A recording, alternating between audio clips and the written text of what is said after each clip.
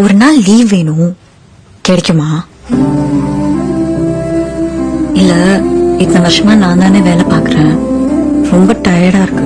உங்களுக்காச்சும் சண்டேலாம் leave கிடைக்குது, எனக்கு அது கூட இல்ல. நீயே பாக்குறல, டெய்லி நான் தைலம் தேய்ச்சிட்டு தான் தூங்குறேன்.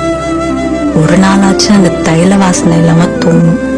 மன ரீதியா ஒரு ப்ராப்ளம் ஏற்படுது அப்படின்னா அதுதான் உடல் ரீதியான ப்ராப்ளமை கிரியேட் பண்ண செய்யும். இப்போ சைக்காலஜிக்கலாக பார்த்தீங்க அப்படின்னா அவங்க டெய்லியும் ஒரு காலையில் மதியம் நைட்டுன்னு சமைக்க, துணி துவைக்க, பாத்திரங்கள், ஸோ இந்த ரொட்டீன் ஒர்க்ஸை மட்டுமே பார்த்துட்டே இருக்கும்போது நிறைய பேஷண்ட்ஸ் என்கிட்ட சொல்லியிருக்காங்க, நைட்டு தூங்கும்போது கூட நாளைக்கு என்ன சமைக்கணும் அப்படின்ற மாதிரி மட்டும் தான் சார் ஓடுது, மண்டையில் ஓடுது அப்படின்ற மாதிரிலாம் சொல்கிறாங்க. ஸ்லீப்பிங்கை இது ரொம்ப டிஸ்டர்ப் பண்ண செய்யுது. ஸோ ஸ்லீப்பிங் டிஸ்டர்ப் ஆகிறதுனால நியூராலஜிக்கலாக ஒரு சில ப்ராப்ளம்ஸ் எல்லாமே வந்து ஹெல்த் ரிலேட்டடாக வர செய்யுது. அப்போ ஆண்கள்லாம் வந்து வேலையை செய்யறது இல்லையா அப்படின்னு சொல்லி கேட்டிங்கன்னா, பயப்படாதா சொல்லு, நீ தான் தைரியமான ஆளு. அப்படிலாம் கிடையவே கிடையாதுங்க சார்.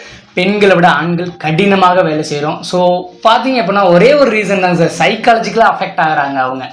ரீசன் என்னன்னு பார்த்தீங்கன்னா 4 செவத்துக்குள்ளே மட்டுமே இருக்கிறாங்க, அவங்க சமையல், குழந்தை, குட்டி, ஸோ இதுதான் அவங்க உலகம்னு இருக்கிறாங்க. ஸோ இப்படி இருக்கக்கூடிய பெண்களுக்கு பார்த்தீங்க அப்படின்னா நம்ம பசங்களுக்கு என்ன செஞ்சு கொடுக்கணும், அம்மாவுக்கு என்ன, அப்பாவுக்கு என்ன, இப்படியே அவங்க போயிட்டு இருக்கும்போது அவங்க வந்து யோசிக்க செய்கிறாங்க. இதே வந்து நம்ம வீட்டில் உள்ள ஆட்கள் நம்மளே அந்த அளவுக்கு ஒரு வேல்யூ பண்ணுறாங்க அப்படின்னா அவங்களுக்கு இந்த இதெல்லாம் பெருசாக தெரியாது.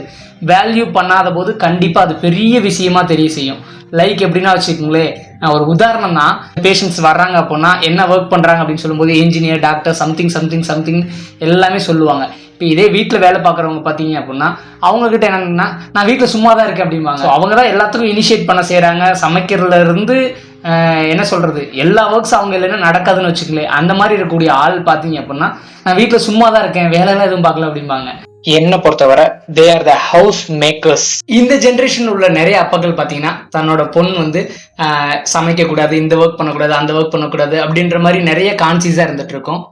பட் ஆனால் அதே வீட்டில் இருக்கக்கூடிய அம்மாவோ மனைவியோ அவங்களும் இன்னொரு அப்பாவுக்கு பொண்ணு தான், ஸோ இதே மாதிரி தான் அவங்க அப்பாவும் வளர்த்துருப்பாங்க அப்படின்றது தெரிஞ்சுட்டு அதுக்கு தகுந்த மாதிரி நடந்துட்டோம் அப்படின்னா வச்சுக்கோங்களேன், மேபி இவங்க இந்த மாதிரி தைலம்லாம் யூஸ் பண்ண மாட்டாங்க அப்படின்றது என்னோட ஒரு சின்ன ஒரு சஜஷன் தான்.